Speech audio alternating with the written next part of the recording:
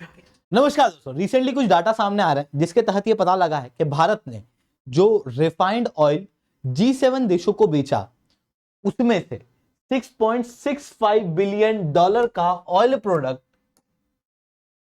Russia के crude oil से आया था।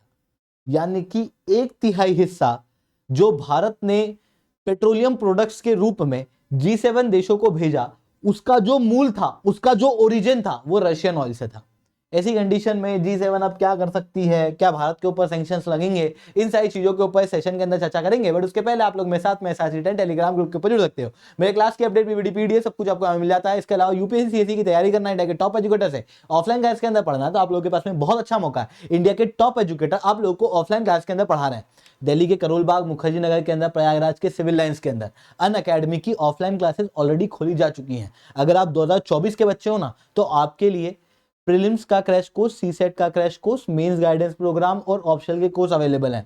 अगर आप 2025 या 26 के स्टूडेंट हो तो आपके लिए फाउंडेशनल कोर्सेज अवेलेबल हैं। आप बिल्कुल से हमारे साथ पे जुड़ सकते हो। बेहतरीन फैसिलिटीज जो हैं वो दी जा रही है, सबसे कम रेट में और सबसे अच्छी क्वालिटी के साथ में।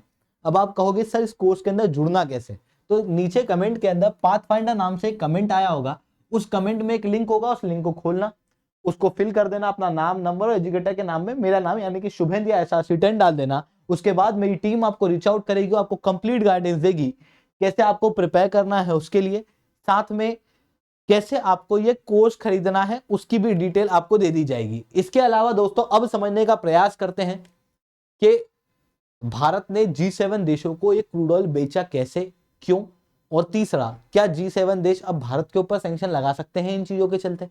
तो देखो, सबसे पहले बात करते हैं कि भारत पेट्रोलियम प्रोडक्ट बेच कैसे रहा है। मतलब भारत के अंदर तो पेट्रोल है नहीं ना, बात सही बोली आपने, क्योंकि भारत के अंदर जो क्रूड ऑयल है उसकी रिक्वायरमेंट का 85% हम लोग इंपोर्ट करते हैं।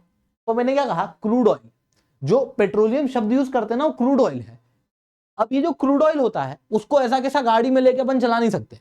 इस क्रूड ऑयल को डिस्टिलेट किया जाता है। बचपन में साइंस की किताब में आपने पढ़ा होगा, जहां पे आपको बताया जाएगा कि ब्यूटेन इसके अंदर से निकलेगा, लाइट प्रोडक्ट इसमें से निकलेंगे, नेफ्था वगैरह निकलता है, kerosene, jet fuel, petroleum, diesel, ये सब इसमें से निकलता है जब डिस्टिलेशन करते हैं। और ये डिस्टिलेशन कहाँ होता है, रिफाइनरीज के अंदर।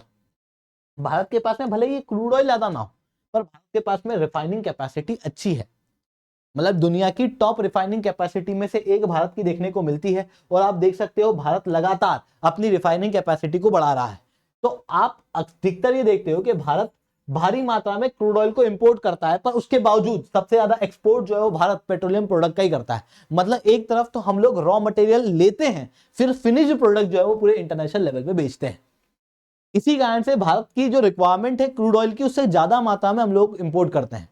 पिछली बार 4.79 बिलियन मिलियन बैरल प्रतिदिन का क्रूड ऑयल हम लोगों ने इंपोर्ट किया। अब ये क्रूड ऑयल इंपोर्ट किया गया था कुछ प्राइवेट कंपनियों के द्वारा और कुछ सरकारी कंपनियों के द्वारा।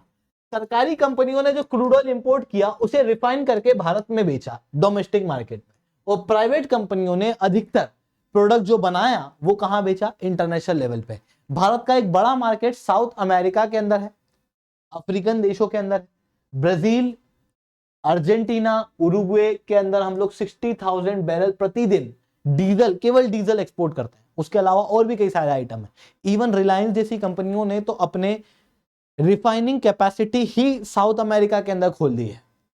अब इसी बीच में एक और चीज हम लोगों को देखने को मिल रही है कि यूरोपियन देश और G7 देशों को भी भारत भारी मात्रा में इन पेट्रोलियम प्रोडक्ट को एक्सपोर्ट कर रहा है। कैसे हुआ ये कि पहले यूरोपियन देश खास रूप से ये रशिया से क्रूड ऑयल लेते थे या कई बार फिनिश प्रोडक्ट ले लेते थे और फिर उसे खुद रिफाइन करते थे या रिफाइंड प्रोडक्ट को यूज करते थे। रशिया यूक्रेन वॉर होने के बाद में रशिया ने के ऊपर इन्होंने सैंक्शन लगा दिए। इनका कहना था कि हम रशिया से तेल नहीं खरीदेंगे। तो रशिया ने फिर अपना दूसरा मार्केट ढूंढा। इसने डिस्काउंटेड रेट के अंदर चाइना और भारत को क्रूड ऑयल देना शुरू किया। हम लोगों ने रिफाइन करना शुरू किया। रिफाइन करके हम लोगों ने भारी मात्रा में पेट्रोलियम प्रोडक्ट बनाया और इन पेट्रोलियम प्रोडक्ट को अब हम लोगों को एक्सपोर्ट करना था। अब इंटरनेशनल लेवल पे देखें तो क्या हो रहा था, इंटरनेशनल लेवल पे यूरोप ने रशिया से तेल लेना बंद कर दिया। पर इसका मतलब ये थोड़ी है कि गाड़ी चलाना बंद कर दिया, इसका मतलब ये थोड़ी है कि इंडस्ट्रीज बंद कर दी। ऑब्वियसली उस पेट्रोलियम प्रोडक्ट की जरूरत तो इनको थी। पर रशिया से ले नहीं रहे। बोले कहाँ से लें फिर? तो बोले फिनिश प्रोडक्ट जो है भारत ने कहा कि हम बेच देते हैं। तो हमने भारी मात्रा में पेट्रोलियम प्रोडक्ट जो है वो एक्सपोर्ट किया इनको। इससे हुआ क्या? इससे इंटरनेशनल लेवल पे एक शांति बनी रही, क्योंकि यूरोप जो है एक बहुत बड़ा मार्केट है, एक बहुत बड़ा उपभोक्ता है, कंज्यूमर है ऑयल का। अगर ये कहता कि रशिया के ऑयल ही नहीं लेंगे हम, तो किसी और के द्वारा रिफाइन करा वो भी नहीं लेंगे, तो फिर ये कहां जाते हैं? ये जाते हैं मिडिल ईस्ट के अलावा, इनके पास में कोई ऑप्शन नहीं बचता। अचानक से मिडिल ईस्ट के ऑयल की डिमांड बहुत ज्यादा बढ़ती मार्केट में। इनके पास में इतनी कैपेसिटी नहीं है कि यूरोप की रिक्वायरमेंट को फुलफिल कर पाए, इंक्लूडिंग बाकी देशों की रिक्वायरमेंट के साथ में। ऐसी कंडीशन के अंदर फिर क्रूड ऑयल की महंगाई जो है वो पूरे इंटरनेशनल मार्केट के अंदर आसमान छूती, जिसके कारण से लगभग हर चीज, क्योंकि बिजली से लेके, गाड़ी से लेके, शिप से लेके, जहां से लेके सब कुछ इसी क्रूड ऑयल के पेट्रोल प्रोडक्ट से ही तो चलता है, पेट्रोलियम प्रोडक्ट से ही तो चलता है। तब महंगा होता है, इन्फ्लेशन बढ़ता है। वो चीज नहीं हुई, क्योंकि भारत वगैरह ने क्या किया, रशिया से ऑयल लिया और फिर यूरोपियन कंट्री को, G7 कंट्रियों को देना शुरू कर दिया, जिसके कारण से इनकी रिक्वायरमेंट भी फुलफिल होती रही, भारत ने भी अपना पैसा कमा लिया और रशिया की भी इकोनॉमी जो है वो डाउनग्रेड नहीं हुई। इसी कारण से आप लगातार ये देख रहे हो कि रशिया पे सैंक्शन लगने के बावजूद भी रशिया की इकोनॉमी रेजिलिएंट बनी हुई है। ये पूरे इस स्ट्रक्चर के कारण बनी है। अब G7 देशों को हम लोगों ने जो पेट्रोलियम प्रोडक्ट भेजा, उसका 1/3 जो पेट्रोल था, क्रूड था, वो आया था रशिया से। तो इसकी वजह से क्या भारत के ऊपर सैंक्शन लगेंगे? नहीं, क्योंकि G7 ने रशिया के ऊपर सैंक्शन लगाए। G7 ने ऐसे देशों के ऊपर सैंक्शन नहीं लगाया जिन्होंने रशिया से तेल लिया है। दूसरा, जिन देशों ने रशिया से तेल लिया है उनको केवल एक धमकी दी गई है कि एक प्राइस कैप है $60, उससे ज्यादा एक बैरल का नहीं देना है। अगर दोगे तो फिर हम लोग हमारे जहाज वगैरह एक्सपोर्ट इंपोर्ट करने के लिए आपको नहीं देंगे।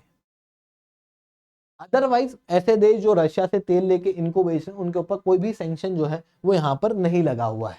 तो मोस्ट वाली भारत के ऊपर भी यहाँ पर नहीं लगेगा। आई होप आपको ये सारी बातें समझ में आई होंगी। लेक्चर अच्छा लगा हो तो लाइक करना, लेक्चर बहुत अच्छा लगा हो तो नीचे सासिडेंट कमेंट करना। यूपीएससी सीएससी की तैयारी करना है, इंडिया के टॉप एजुकेटर से अगर आप लोगों को ऑफलाइन क्लास के अंदर पढ़ना है, दिल्ली के करोल बाग, मुखर्जी नगर के अंदर, प्रयागराज के सिविल लाइंस के अंदर हमारे ऑफलाइन सेंटर खुल चुके हैं, जहां पर बच्चों को गाइडेंस दी जा रही है। अगर आपको चाहिए कि इस सेंटर को देखना है कि सर ये सेंटर कैसा दिखता है, तो इस वीडियो को एंड तक देखना।